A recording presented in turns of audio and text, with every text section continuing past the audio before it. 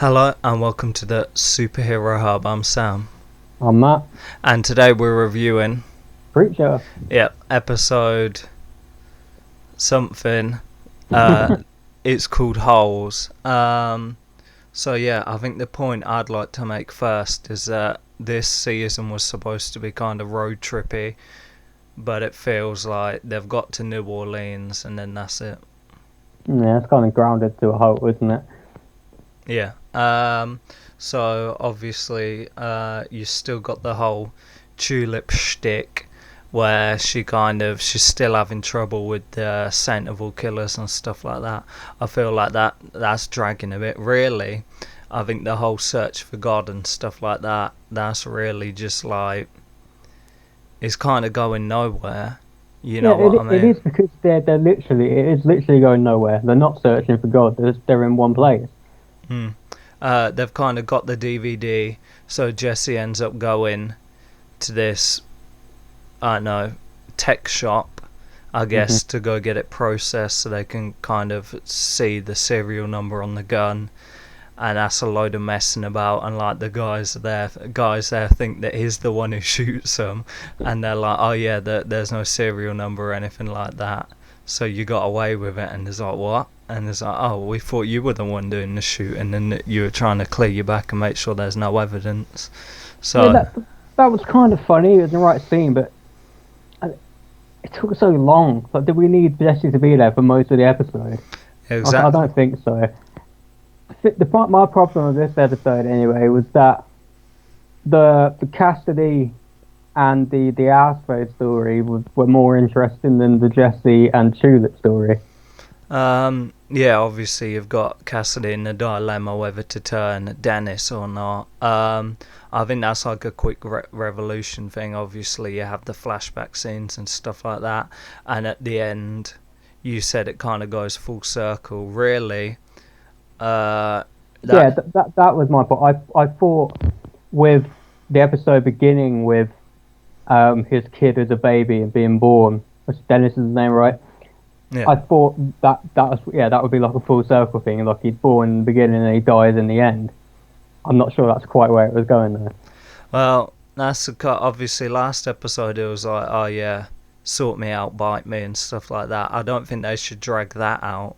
You know what I mean? My kind of issue was with the whole Jesse stuff, that they go through all that stuff with the DVD and then at the end it's got Grail Industries printed on it. Obviously you still got the TV stuff. He was sitting there and you had the TVs behind him and there's an advert for Grail, which is what the kind of company that Herr Starr works for and stuff like that. Obviously he's on his way. You've got his operatives down the hall and stuff like that, and it's just hinted he's on his way. I think the episode missed him as well.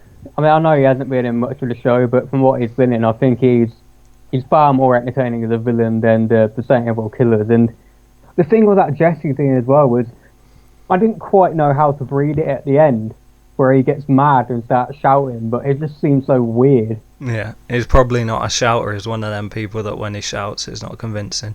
No, the kind of B plot, the whole escape from hell thing, and Hitler, that's kind of the stronger thing at the moment. It was. I'm very much sure along the lines that Hitler now, I know it sounds weird to say, but Hitler's definitely evil. Yeah. But I was considering the first time we saw him, maybe he has reformed and that's the story they're going to take him down, but now... Well, they can't. They can't anyway, because you got the little woman going. I kind of like the thing with her voice where she kind of talks normally and then it goes all booky. Because it's cool. I like she has to keep them in line. They have to be evil, right? That's the thing. I think that's quite funny. Yeah, I like the way they do that. They get punished for being nice. Yeah, the whole kindness thing and stuff like that. That like you get ditched in the hole. I like the idea of that. That's cool. It's just, I thought originally Hitler might have been reformed, but now watching this episode, I think it's definitely he's using our space. He knows that's his way out of hell. That's his ticket. So he's going to befriend him and then get out that way. I thought it definitely was interesting, but what confused me about the hell thing, much like I thought was the strongest part of the episode, was the punishment. The hole they get stuck in and they have to relive this moment. Blah blah blah.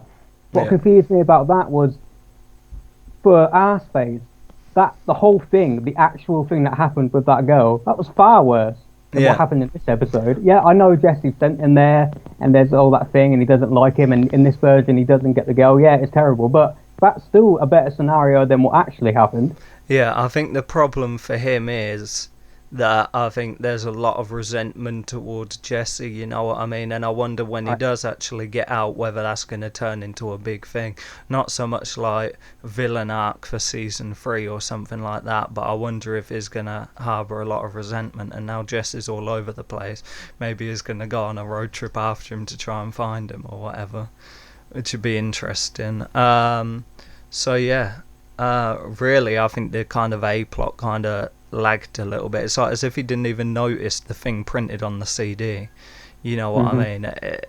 That for me was Maybe, I mean, I agree, it does seem a bit doofy, but maybe the point is kind of to illustrate like how much she is losing it, possibly. But then again, those two at the counter didn't really notice it either, did they? So no. who knows?